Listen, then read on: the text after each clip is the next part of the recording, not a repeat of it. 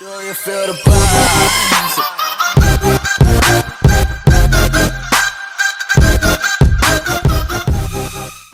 Welcome students, today we are going to discuss about 2.6 parturition and lactation.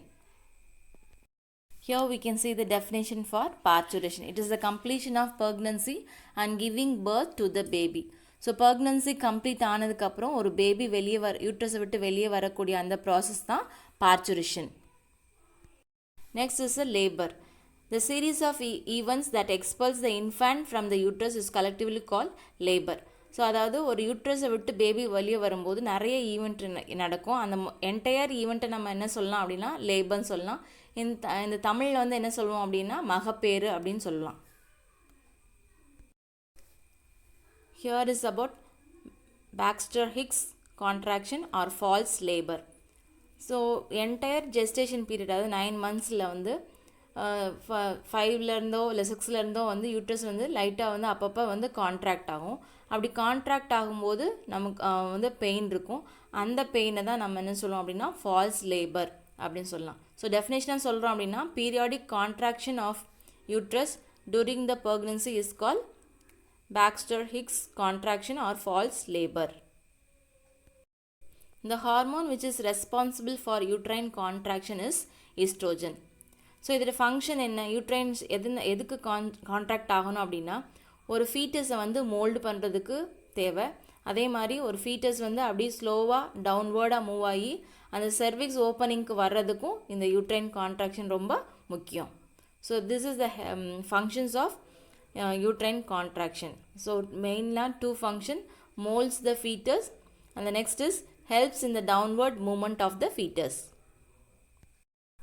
Next is about neurohumoral reflex, fetal ejection reflex or Ferguson reflex. ஒரு foetus வந்து டவுனாக அப்படி move ஆகிட்டே இருக்கும்போது தலைகீழாக move ஆகும்போது என்ன நடக்குது அப்படின்னா யூட்ரஸ் வந்து விரியும், சர்விக்ஸ் விரியும், அந்த வெஜினல் கெனால் விரியும். ஸோ இந்த மாதிரி இந்த 3 ஆர்கன்ஸும் வந்து டைலேட் ஆகிற இந்த ப்ராசஸை நம்ம என்ன சொல்கிறோம் அப்படின்னா neurohumoral reflex or foetal ejection reflex or Ferguson ரிஃப்ளெக்ஸ்ன்னு சொல்லலாம். Next is about important hormone oxytocin. In Tamil we can call it as a துரித பிறப்பு ஹார்மோன். அதாவது இந்த ஹார்மோன் செக்ரிட் ஆன within a fraction of second வந்து யூட்ரஸில் வந்து ரொம்ப சடனாக கான்ட்ராக்ட் ஆகும். அந்த ஃப்ராக்ஷன் ஆஃப் செகண்டில் பேபி டக்குன்னு வெளியே வரும். So this is the importance of oxytocin. So இது எங்கேருந்து செக்ரிட் ஆகுது அப்படின்னா நியூரோ ஹைஃபோஃபைசஸ்லேருந்து செக்ரிட் ஆகுது. ஸோ பிட்யூட்ரியில் 2 ரீஜியன் இருக்கும், neuro hypophysis and adeno hypophysis. So neuro ஹைஃபோஃபைசஸ்லேருந்து இந்த ஆக்சிடோசின் செக்ரிட் ஆகிறனால யூட்ரஸில் வந்து ஒரு பவர்ஃபுல் கான்ட்ராக்ஷன் நடக்கும். ஸோ இந்த கான்ட்ராக்ஷனால் பேபி வந்து பர்த் கேனல் வழியாக வெளியே வரும். ஸோ இந்த என்டையர் ப்ராசஸ் வந்து பார்ச்சுரேஷன் சொல்லுவோம் ஆர் சைல்டு பர்த்னு சொல்கிறோம். இந்த பார்ச்சுரேஷனுக்கும் சைல்டு பர்த்தும் எதனால் அப்படின்னா due to the hormone oxytocin. Here we can see the hormones that helps in the childbirth, oxytocin and relaxin. So these are the 2 hormones which helps in childbirth. This is about relaxin. Relaxin is secreted by placenta and corpus luteum. So ஒரு Graafian follicle வந்து கொஞ்சம் கொஞ்சமாக வந்து சுருங்கும். அதாவது Graafian ஃபாலிக்கிலேருந்து ovum வெளியானதுக்கப்புறம் அந்த empty அந்த ஃபாலிக்கில் வந்து நம்ம கார்பஸ் லூட்டியம் சொல்லுவோம். ஸோ ப்ரெக்னன்சி ஆகலை அப்படின்னா கொஞ்சம் கொஞ்சமாக இதாகி ஸ்காராக மாறும். அந்த ஒயிட் ஸ்காரா தட் இஸ் கால் கார்பஸ் ஆல்பிகன்ஸ்ன்னு சொல்லி நம்ம தெரிஞ்சுக்கணும். ஸோ ப்ரெக்னன்சி டயத்தில் வந்து கார்பஸ் லூட்டியம் வந்து கொஞ்சம் கொஞ்சமாக சுருங்காது, அது அப்படியே கார்பஸ் லூட்டியமாக இருக்கும். அது லூட்டியமாக இருந்து ஹார்மோனை செக்ரிட் பண்ணும். ஸோ டெம்ப்ரரி எண்டோக்ரைன் கிளாண்டாக இருந்து ஹார்மோன்ஸை செக்ரிட் பண்ணும். மெயினாக இங்கே நம்ம பார்க்குறது placenta and corpus luteum செக்ரிட்ஸ் relaxant. So இந்த ரிலாக்ஸனுடைய ஃபங்க்ஷன் என்ன அப்படின்னா பார்ச்சுரேஷனுக்கு ஹெல்ப்ஃபுல்லாக இருக்குது. எப்படி பார்ச்சுரேஷனுக்கு ஹெல்ப்ஃபுல்லாக இருக்குது அப்படின்னா பெல்விக் ஜாயின்ஸை வந்து ரிலாக்ஸ் பண்ணுது, செர்விக்ஸ் கேனலை வந்து செர்விக்ஸை வந்து டைலேட் பண்ணுது, அடுத்து யூட்ரஸில் வந்து பவர்ஃபுல் கான்ட்ராக்ஷனை கொடுக்குது. So this is about relaxant. So நம்ம ஏற்கனவே பார்த்தோம் ஃபீட்டஸை சுற்றி வந்து இருக்க மெம்பரேன்ஸை பார்த்துருக்கோம். கோரியானிக் மெம்பரேன், ஆம்னியான், அலன்டாய்ஸ்ன்னு பார்த்துருக்கோம். ஸோ இதில் வந்து எந்த மெம்பரேன் வந்து ரப்சர் ஆகும், அதாவது உடஞ்சிரும் அப்படின்னா ஆம்னியாட்டிக் மெம்பரேன் வந்து ரப்சர் ஆயிரும். ஸோ உள்ளே இருக்க ஆம்னியாட்டிக் ஃப்ளூயிடும் வெளியே வரும். ஒரு பேபி வெளியே வர்றப்ப இந்த ஆம்னியாட்டிக் மெம்பரேன் வந்து ரப்சர் ஆகி உள்ளே இருக்க ஃப்ளூயிட் வந்து வெளியே வந்துடும். So next is about after birth. ஒரு பேபி வெளியே வந்ததுக்கப்புறம் யூட்ரஸ்லேருந்து வேறு இந்த ரிமைனிங்ஸ்லாம் வெளியே வரும். ஸோ அதை தான் நம்ம ஆஃப்டர் பர்த்னு சொல்லுவோம். The placenta along with the remains of umbilical cord call after birth it is expelled out after delivery. So main அந்த ஆஃப்டர் பர்த்தில் என்ன இருக்குது? Placenta and umbilical cord. Placenta ஏற்கனவே பார்த்தோம், disc like a connective tissue which connects the fetus and the mother. அடுத்த umbilical cordன்றது ஒரு அந்த பிளாசண்டாலேருந்து அந்த ஃபீட்டஸ்க்கு போகிற டியூப் லைக் ஸ்ட்ரக்சர், தமிழில் வந்து தொப்புள் கொடின்னு சொல்லுவோம். ஸோ ஒரு பேபி வெளியில் வந்ததுக்கப்புறம் இந்த பிளாசண்டா umbilical cord வந்து வெளியே வர்றது, அதுதான் வந்து ஆஃப்டர் பர்த் அப்படின்னு சொல்கிறோம். Next is lactation. Production of milk by mammary gland is called lactation.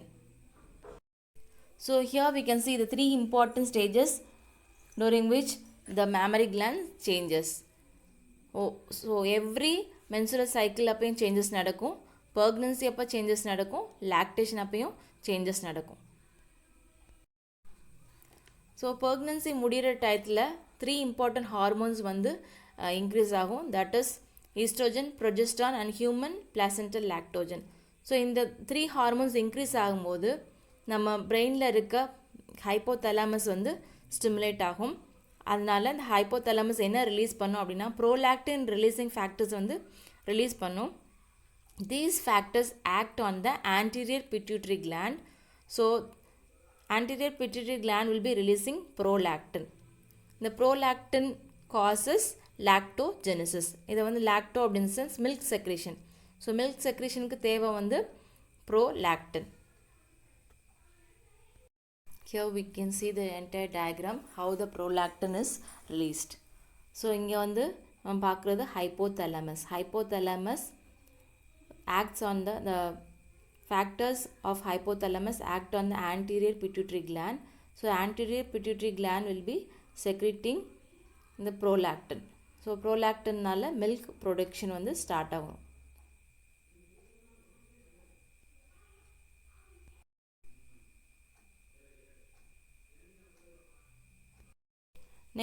Next is about oxytocin. Oxytocin பார்க்குறது causes let down reflex. So it also causes ejaculation of milk from the mammary gland. So ஒரு mammary glandலேருந்து milk வெளியே வர்றதுக்கு இந்த oxytocin ஹெல்ப்ஃபுல்லாக இருக்குது. அதே மாதிரி ஒரு பேபி வந்து டேர்ன் ஆகி அந்த செர்விக்ஸ் நேராக வர்றதுக்கும் ஹெல்ப்ஃபுல்லாக இருக்குது. ஸோ காசஸ் லெட் டவுன் ரிஃப்ளெக்ஸ்னால் பேபி டேர்ன் ஆகிறதுக்குன்னு அர்த்தம். எஜாகுலேஷன் ஆஃப் மில்க்னால் mammary glandலேருந்து மில்க் வெளியே வர ப்ராசஸ்க்கும் ஆக்சிடோசின் ஹெல்ப்ஃபுல்லாக இருக்குது. ஸோ அடுத்த இம்பார்ட்டன்ட் ஃபங்க்ஷன்ஸ் சொல்லும்போது it helps in the contraction of uterus. So uterus வந்து அப்படி சுருங்குறதுக்கு டக்குன்னு சுருங்குறதுக்கு ஹெல்ப்ஃபுல்லாக இருக்குது. அதே மாதிரி ஒரு ப்ரெக்னன்சிக்கு முன்னாடி யூட்ரஸ் எந்த சைஸில் இருந்துச்சோ அதே சைஸ்க்கு அந்த யூட்ரஸ் வந்து திரும்பி போகிறதுக்கும் இந்த ஆக்சிடோசின் ஹெல்ப்ஃபுல்லாக இருக்குது. Next is about colostrum. Colostrum is a yellowish fluid secreted during the initial few days after parturition. So ஒரு பேபி யூட்ரஸ் விட்டு வெளியே வந்ததுக்கப்புறம் அந்த நாள்லேருந்து ஒரு 2-3 டேஸ்க்கு வந்து mammary glandலேருந்து வரக்கூடிய அந்த ஃபஸ்ட்டு மில்கை வந்து colostrum, in Tamil we can say சீம்பால். ஸோ இந்த மில்கில் வந்து என்ன இருக்கும்னா மில்க் சுகர்னு சொல்லும்போது லாக்டோஸ் வந்து கம்மியாக இருக்கும், ஃபேட் கம்மியாக இருக்கும், ப்ரோட்டீன்ஸ், மினரல்ஸ் அண்ட் விட்டமின்ஸ் ஏ வந்து நிறையா இருக்கும். அடுத்து என்ன ஆன்டிபாடிஸ் இருக்கும் அப்படின்னா IgAங்கிற ஆன்டிபாடிஸ் நல்லா நிறையா இருக்கும். ஸோ வந்து 1 மார்க் கொஷனில் கேட்பாங்க எந்த ஆன்டிபாடி, IgAவா, IgEயா, எம்மா அப்படின்னு சொல்லிட்டு ஆப்ஷன்ஸ் கேட்பாங்க. நம்ம வந்து மில்கில் இருக்கிறது வந்து IgA ஆன்டிபாடிங்கிறத நல்லா ஞாபகத்தில் வச்சுக்கணும். Here we can see the color of colostrum, the yellowish milk. இந்த ஃபஸ்ட்டு few days அதில் வந்து அதாவது இங்கே 6 டேஸ்க்குரிய டயக்ராம் கொடுத்துருக்காங்க. இந்த 6 டேஸில் நீங்கள் பார்த்தீங்கன்னா மில்க் வந்து எல்லோயிஷ் கலரில் இருக்குது, அந்த 25th டே வந்து ஒயிட் கலரில் இருக்குது. ஸோ இந்த 3 பாட்டில்ஸில் இருக்கிறது தான் வந்து colostrum. Next is about breast milk. breast milk is ideal food for infants. ஒரு பிறந்த குழந்தைக்கு வேறு எந்த ஃபுட்டும் தேவையில்லை, breast milk மட்டுமே போதும். அதனால தான் இங்கே ஐடல் ஃபுட்டுன்னு சொல்கிறோம். அதில் வந்து இம்பார்ட்டன்ட் கான்ஸ்டியூன்ஸ் வந்து இருக்கும். ஸோ கார்போஹைட்ரேட்ஸ், ப்ரோட்டீன்ஸ், மினரல்ஸ் எல்லாமே வந்து அந்த breast மில்கில் இருக்குது. So has கான்ஸ்டியூன்ஸ் in suitable concentration.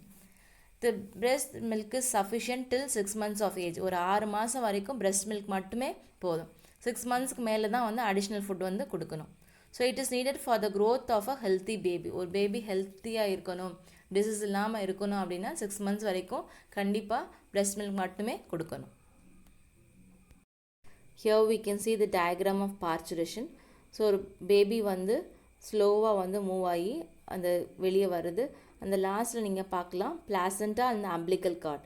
So இந்த பிளாசண்டா அம்பிளிக்கல் கார்டு வந்து பேபி வெளியே வந்ததுக்கப்புறம் வரும். So this is called the after birth.